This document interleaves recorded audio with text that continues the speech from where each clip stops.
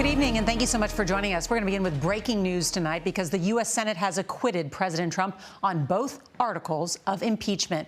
It was a moment of history. Only the third time the Senate has used its constitutional power to try a president. The votes broke along straight party lines with one big exception.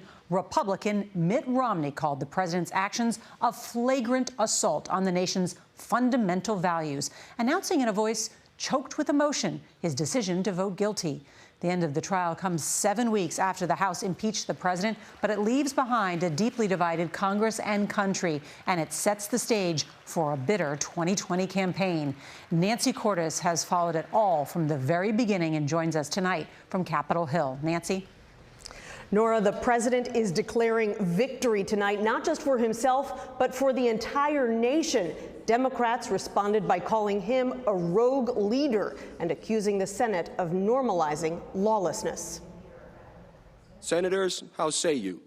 Is the respondent, Donald John Trump, guilty or not guilty? The Senate acquitted President Trump first on the charge of abuse of power. Not guilty. Then on the charge of obstructing Congress. Donald John Trump, President of the United States, is not guilty as charged. Utah Republican Mitt Romney was the only senator to break with his party. The president asked a foreign government to investigate his political rival.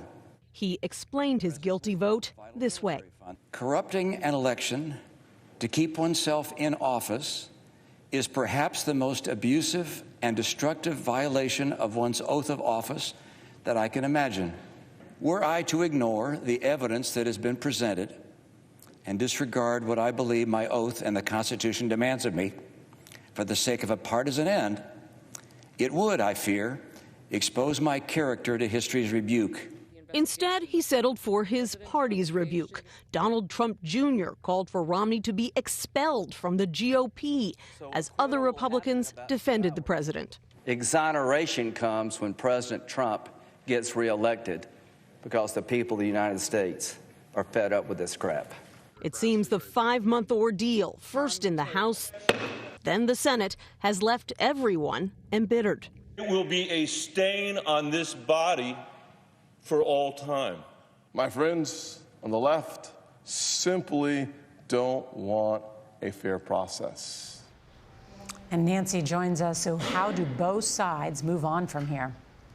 Well, at this point, Nora, it doesn't appear that either side wants to move on. House Democrats say that their investigations into this president and his finances continue.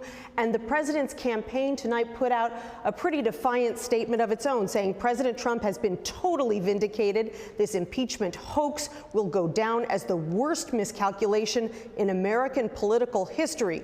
No apologies, no concessions from anyone, Nora. All right, Nancy, thank you.